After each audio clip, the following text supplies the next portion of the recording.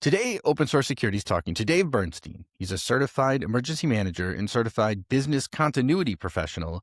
Dave is here because I have another podcast they do called Hacker History, and he was a guest on it not long ago. I'll put a link in the show notes. It's a great episode. But through the conversation and just kind of, the banter before and after, I realized like Dave would be an amazing guest on this show because you have all this knowledge and experience in things like, kind of disaster management and business continuity. And these are spaces that I feel like I certainly don't have a very good grasp on, and I'm certain much of the audience doesn't either. So, David, why don't you introduce yourself and kind of tell us a little bit about why you're here, and we'll just take it from there. Sure. Josh, thanks again for having me on. My name is David Bernstein. Like you said, I'm a certified emergency manager and certified business continuity professional, and I have a few other certifications as well. And I came back because we had this great discussion on the Hacker History podcast, and we brought up and we Yes. kept saying like, oh, that would be a great thing to continue exploring, but like we don't really have the time. Like and it might be more applicable for this podcast anyway. So let's like find a time and get going. So that's why we're together again, and it's just fun. It's just a fun conversation. So I'm really excited to be back, and looking forward to having a chat with you over the next 30 minutes or so. Yeah, for sure. Okay, so David, let's just kind of start out. Like, tell us what you do, because this is like just this alone is fascinating. It could be like a complete show on its own, I think. Sure. So what I do at its core is I help organizations try and understand what are the most likely risks and hazards that are going to impact them. It could be physical, it could be digital, it could be anything else. And when we identify them, we try and figure out what are we going to do to mitigate and prepare for them. So we're writing plans, we're doing drills and exercises, we're doing training for staff, and we try and think like really big and really small, right? So it can be all the really big things you see in the news, natural disasters like hurricanes and active shooter events and all kinds of other stuff, or it can be really small, just like something is going to happen in your organization, and it's just going to disrupt your operations. It might not be big, it might not be newsworthy, but it's going to have some disruption for you. So we need to figure out what that looks like and how we're going to deal with it. One of the things that I know Josh and I were kind of nerding out on last time was not necessarily the planning around all of this, but this thought of crisis management and disaster management, because besides the fact that those sound a lot cooler than what I was just describing, crisis management is really figuring out like what does that response look like? How are you leveraging all of your resources? How are you figuring out how you're going to map out all of those plans and systems? Because I'm talking at a real top line here. That may not be doing justice for how cool I think this work is, but like it's really an exciting way to figure out, like, we know things are going to go wrong. Like, how are we going to figure out how to plan and address them? And so there's ways that we can do it that are straightforward and accessible, but also we can have fun with it. Florida, like gosh, I'm dating myself, maybe 20 years ago at this point, to put out a zombie Yeah, plan, yeah. right? Like, the point is to get people to think about all of this. So let's have fun with it. We can do it. Doesn't have to be necessarily something that is mundane. It can be something exciting. The point is just to get people prepared. Of course, for any listeners, for any other security or emergency management or any other people out there, we do at some point want to turn back and say, all right, but these are our most likely risks and hazards. We should prepare for those specifically as well.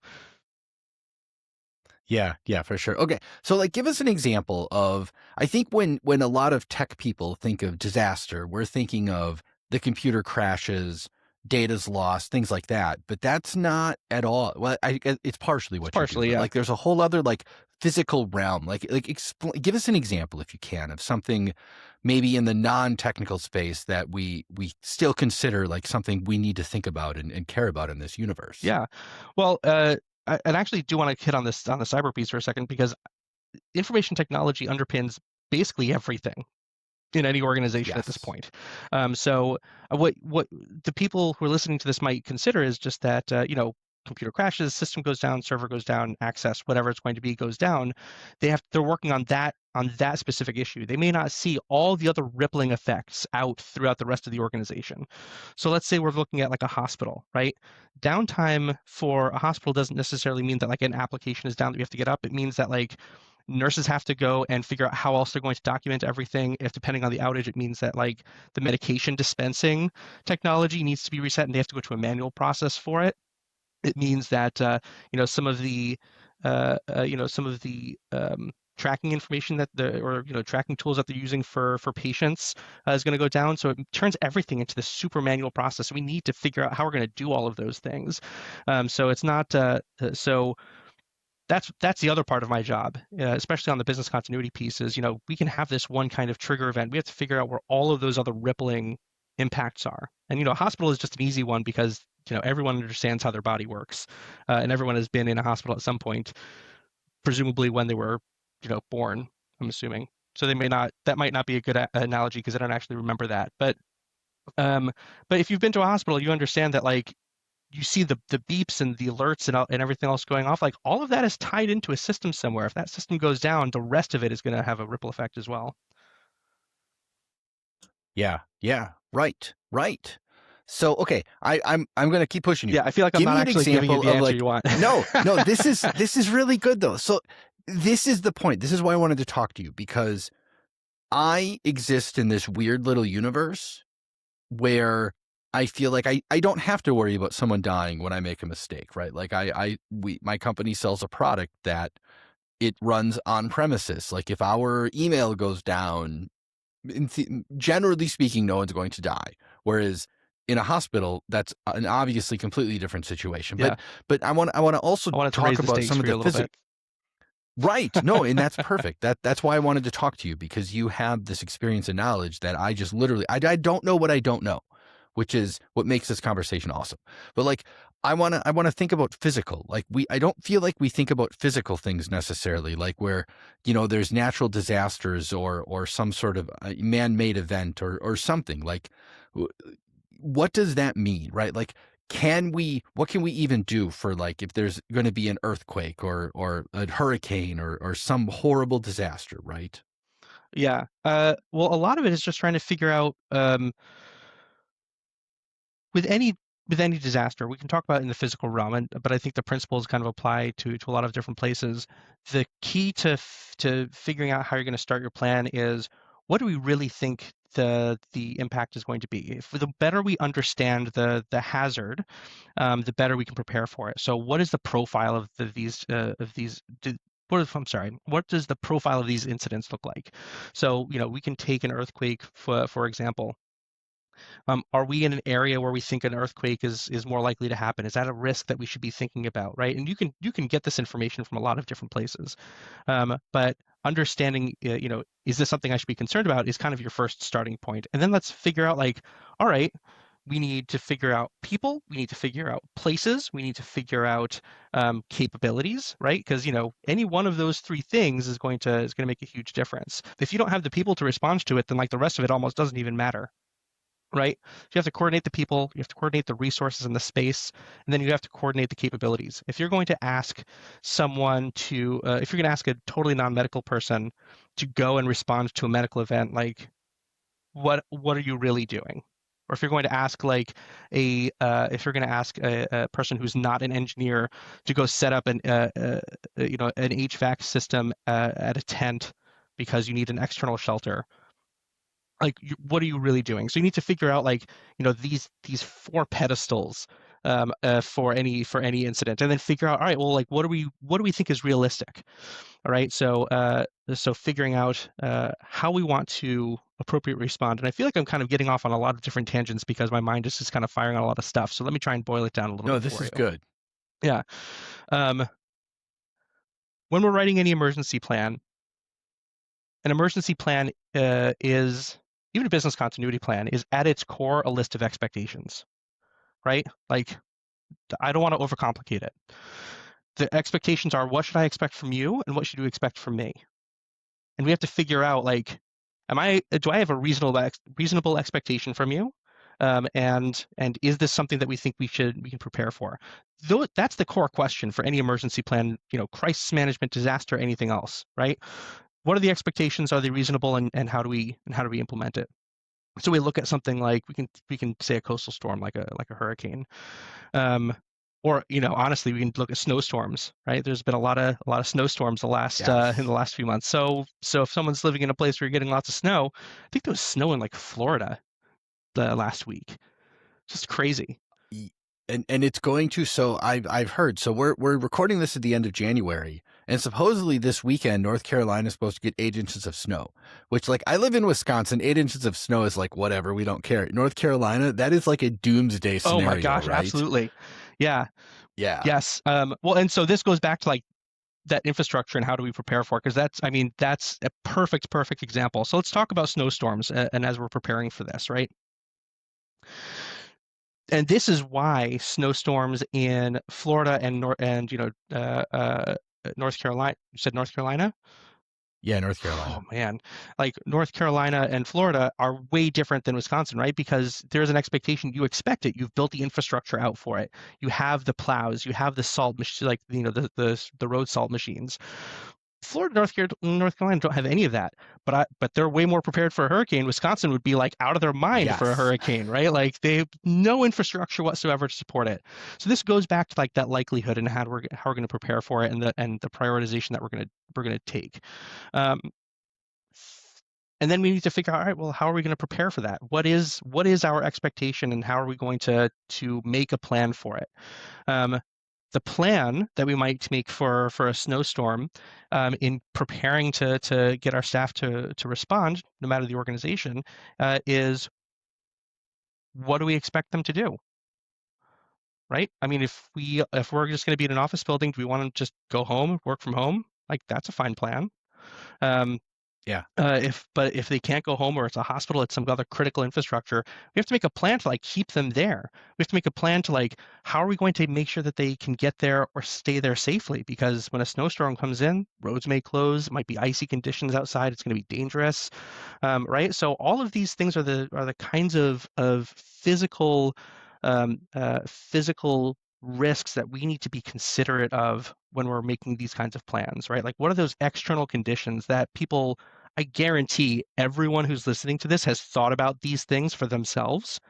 They just may Oh not yeah. think about it for the organization, right? But that same thing that you think about for yourself is the same thing we think about for the organization too. And that's why I say I don't want to overcomplicate it, because I may go that extra step to say, here's how we're maintaining the organization, but you're already doing part of the planning by saying, if this happens, like my plan is, I need to stay home because my kids schools are going to be closed or something along those lines, right? Like, so you're already making the plans yourself. My job is to figure out how we plan around all of that,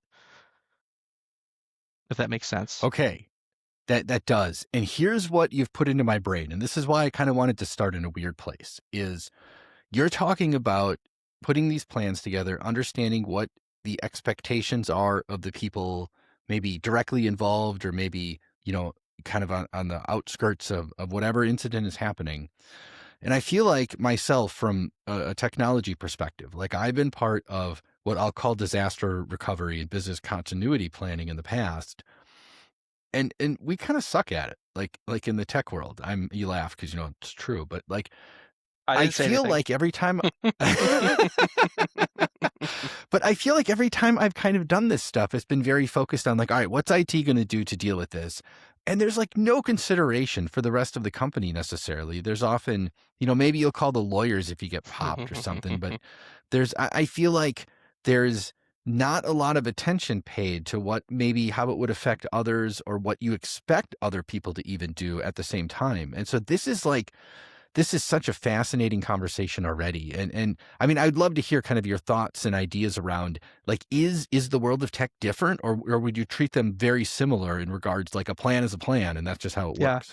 Well, something I've been dancing around that I don't think I've actually said, I've said so specifically that I think might be helpful for the context of this conversation is, it's not that you guys are bad, but let me rephrase that. I don't think IT is bad, is bad at this stuff. It's okay. It's okay. You have I'll take that bullet. you have a specific role you have to meet. You have a problem that you have to address, and your responsibility is to address it.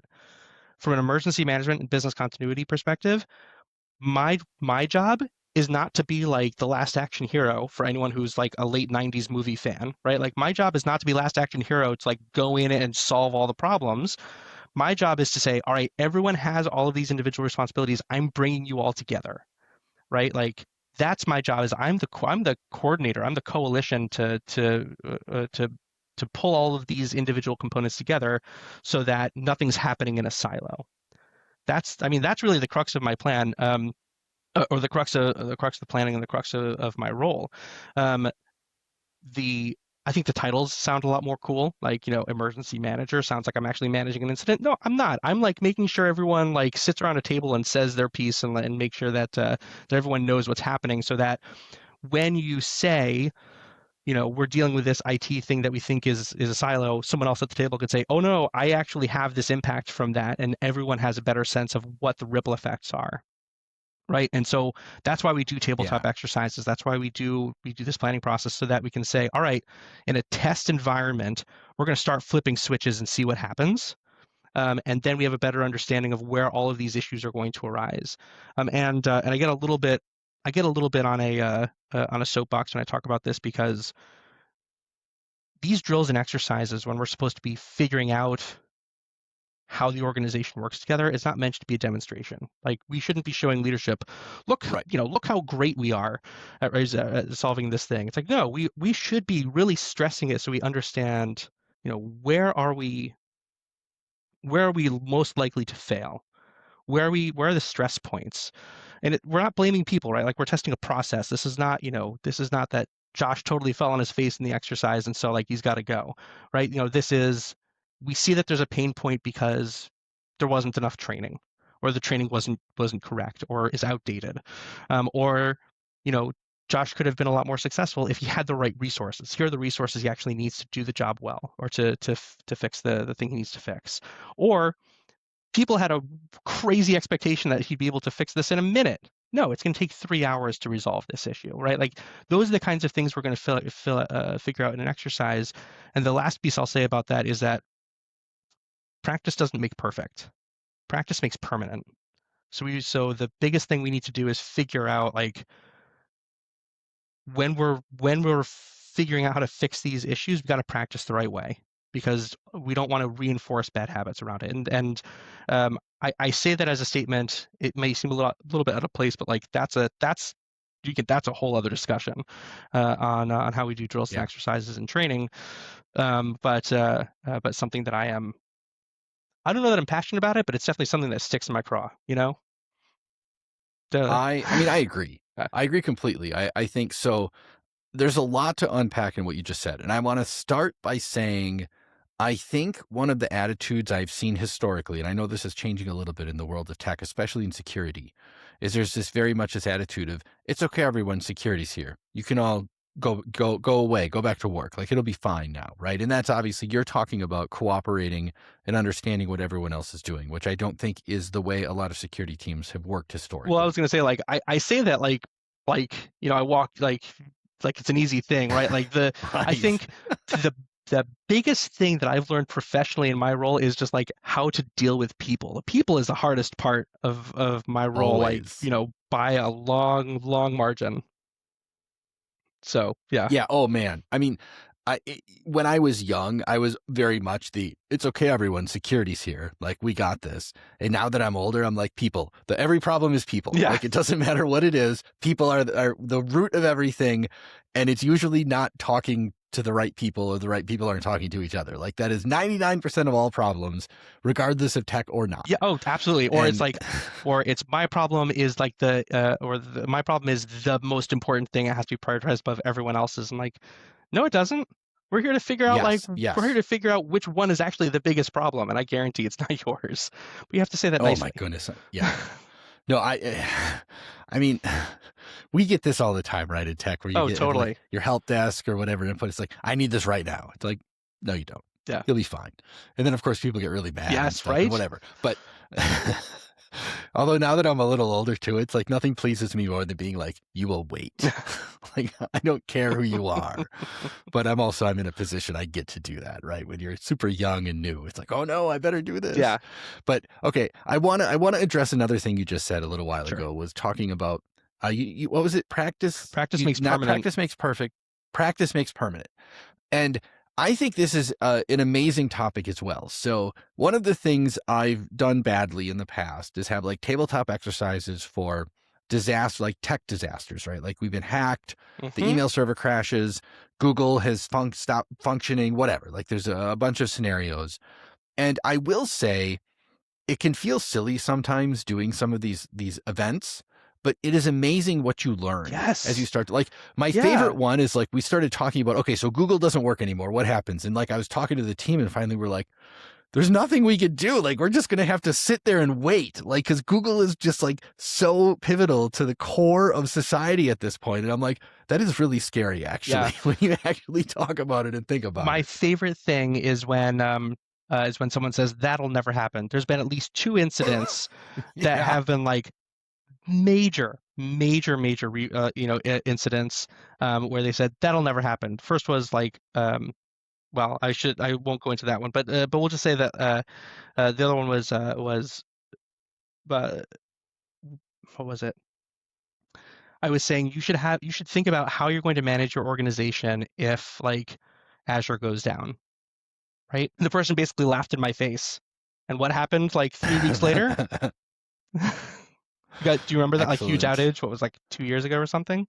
There have been Yeah, several. I think the funniest is when they did an account for, what is it, the leap second, and like all their services just crashed, yeah, which is hilarious for so many reasons. yeah, yeah. But I mean, like whenever someone says that'll never happen, like it terrifies me because I'm like, well, now it's definitely going to happen, and we have to figure out Yes. like what's how we're gonna deal with it, Oh, right? I know, right? Yeah, and then Those are like famous last words. going back to this like practice makes permanent element around it is like, if you're not practicing sincerely, if you're not exercising sincerely, like that, these are the repercussions of it, right? We have to be earnest in how we're going to play and how we're setting expectations for this exercise. If someone says that like, oh, we're going to do that, we're going to spend $1 million to pull this resource in, or we're going to call the National Guard for help, or we're going to do something else. Like you don't have any of those resources. You don't have the capability to do any of that. So the fact that you're making that assumption means we have to reset how you want to do that. And both of those things happened in real, like in exercises. They said I was in an exercise and they said, oh, well, we're going to call the National Guard. It's like you're not the governor of this state. You can't just call the National Guard. I know you think you're pretty great, but that's not going to happen. Um, Now, is that because they were being silly, or did they honestly think they could do that? no, they honestly thought they could do it. Oh, wow. Yeah, Okay. Okay. but if you're being silly, it's one thing because then you can be like, all right, yeah, that's funny, that's great. Godzilla's coming down the track, like whatever, it's fine. But seriously, let's have a conversation. You can always pivot and reorient from that.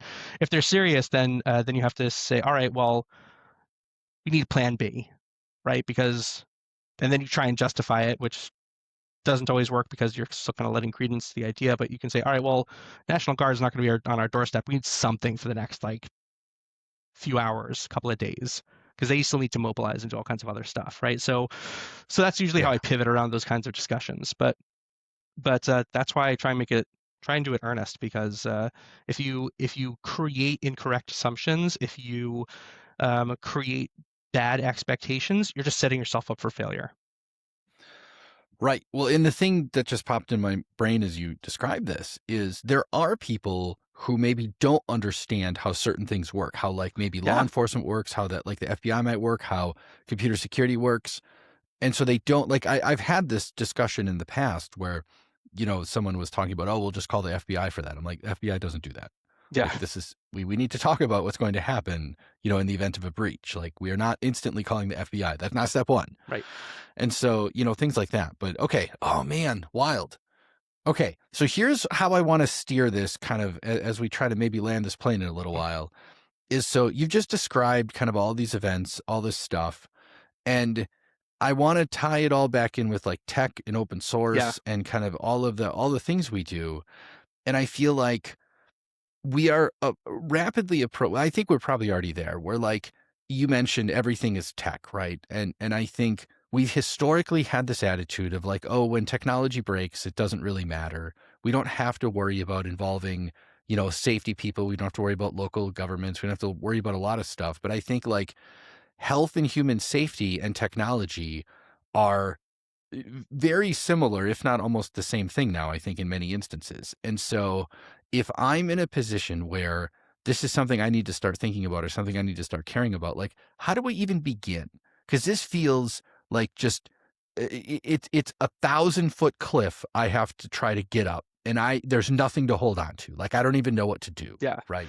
I totally agree, right? Like it's especially if you think you've found an issue that you think is going to be critical to your organization, um, it can feel overwhelming to even think like, oh my, how are we even going to deal with this? And I had a colleague that kept repeating when we were talking about continuity plans, like, how do you eat an elephant?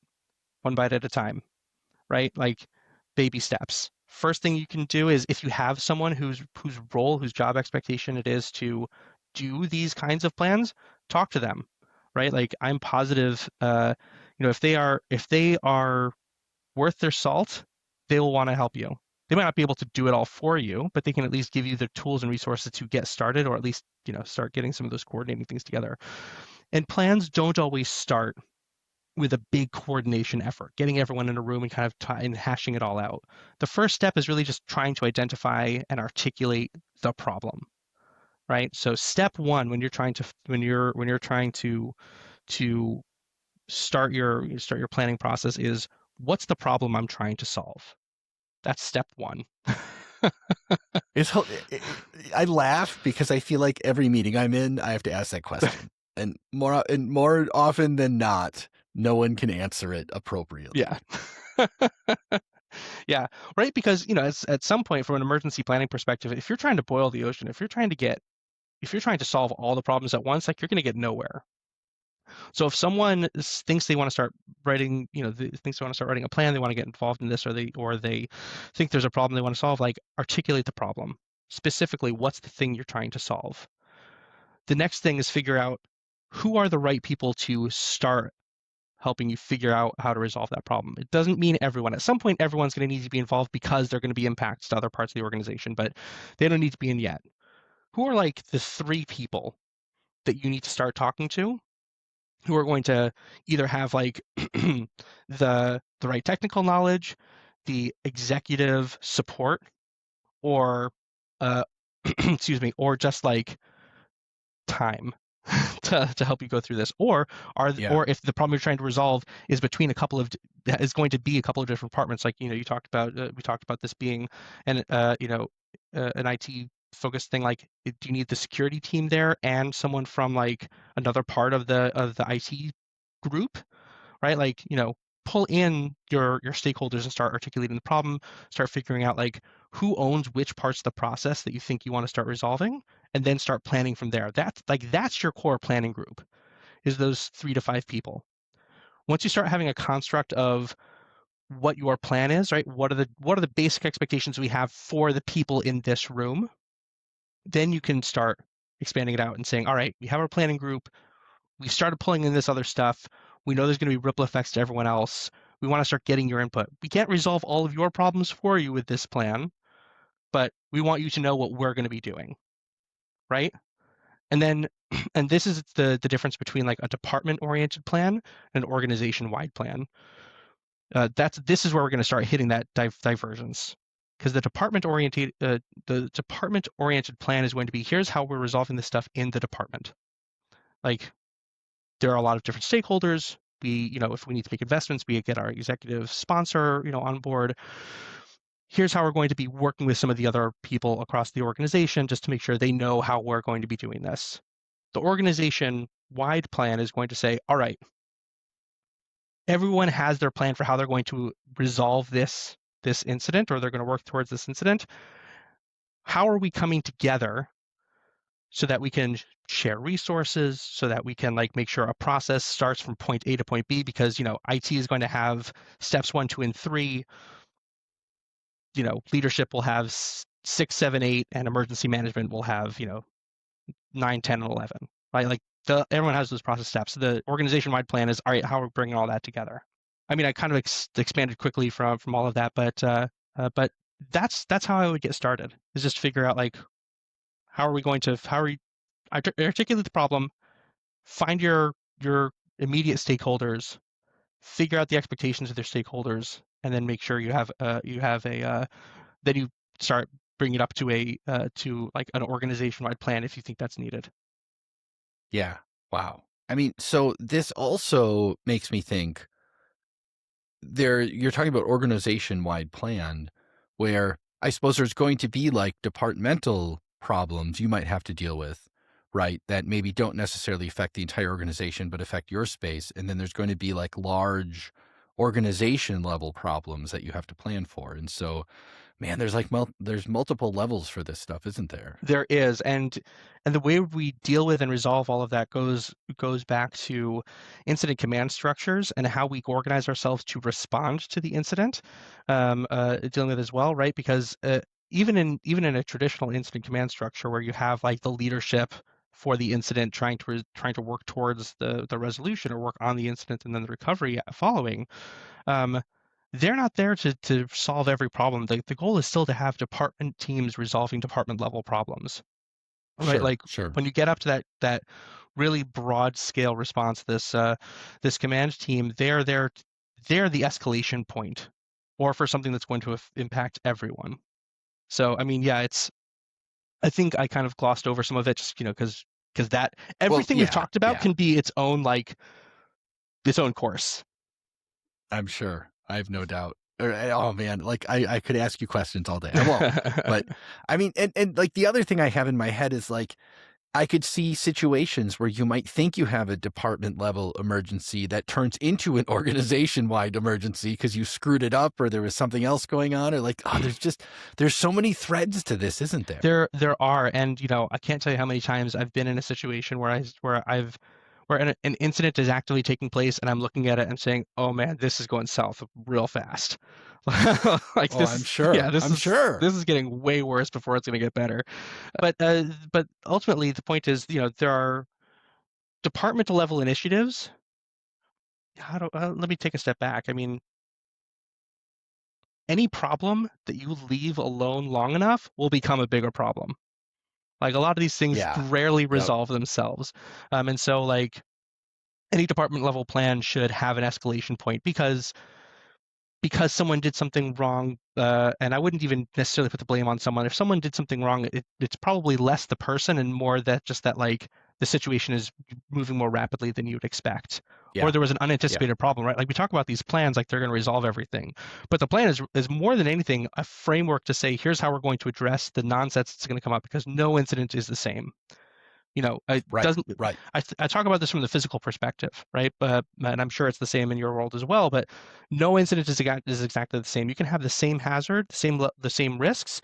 The incident itself will not be the same every time. And so Yep. you have to give Yep. yourself the Right. flexibility to respond to all of that. Well, and that's, oh, I mean, that's always been the trick, I think, with like tech and security and all of that is that nothing like you might think the same bug can create two different kinds of problems, right? It just depends on who did what in what order. Hmm. And it's so hard sometimes. And it's infuriating just thinking back to like some times I've been involved where like you want to yell at someone because they made a mistake, but at the same time, it's like, this is super high stress. Like, I'm not going to chew them out. I probably would have done the same thing if I was the one sitting at that keyboard. And Yeah. it's just, this is such a fascinating, crazy space, man. Well, and also like if I understand stress and anger, like because you want things to get better and they're getting worse, but also it's it's both counterproductive and more than that, it's a distraction to get angry and start yelling at people, Yeah. right? Oh, Like yeah. Yeah. you need them, and also everyone's making the best decision they can with the information they have. Now, some people make better decisions Yeah. than others when they're under that stress. That's a totally fair, criticism, but also like got to look forward. Well, you have to practice it. I mean, one thing I will Exactly. say is so I have been in the middle of many security events over my career. I mean, I'm an old man now. And when I was young, I'll never forget, like one of the first times I was dealing with an outage, I had one of the geezers was like, sit in that chair and stop talking. I'm like, no, we have to do this and this. He's like, sit down and shut up. And I just sat down and I'm sitting there. I'm like, what are you doing? He's like, I'm checking my email. I'm like, no, we have to. He's like, shut up. And I sat there for like 5 minutes. He's like, okay, are you calm enough to talk to you now? I'm like, what do you mean? He's like, nope. And I was so mad, but he's like, 20 minutes isn't going to matter, but you being excited and angry and on the edge, you're going to make it worse. Yeah. And I was like, oh my goodness, you're so right. Well, you Like reminded you me of totally knew what you're doing. You totally reminded me of two things also. The first is at the CypherCon presentation was last year whenever I was there, we had this whole discussion around crisis management, and someone in the audience made this really apt discovery, and they were like, sometimes your role in an emergency is to get out of the way. Right? Yes. Like Yes. that, don't underestimate how important it is that if that's your role, like don't underestimate the importance of that. And the other one is exactly as your old boss had said, like any emergency, even like the life safety emergencies that I've been involved in, taking 5 seconds to take a deep breath and like, you know, calm yourself for a quick second so you can start making better decisions has always worked way better than like just trying to like go and make decisions and run. Like, Yep. and people don't always see that because they can say like, they'll see that you're trying to take a minute and they may misunderstand what you're trying to do. But taking 5 minutes to just like collect yourself so that you can perform way better for the next hour is going to have far better dividends than jumping in stressed and never being able to collect yourself and determine how you want to proceed.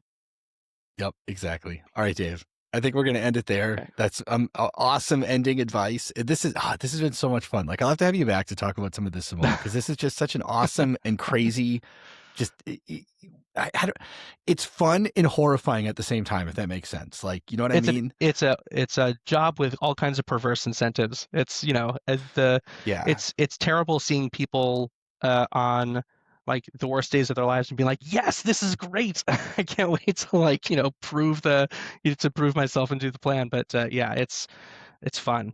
It's if it's nothing else, it's fun. Yeah, for sure. All right, Dave. Thank you so much. Thanks, This has been Josh. awesome. Yeah, this was fun.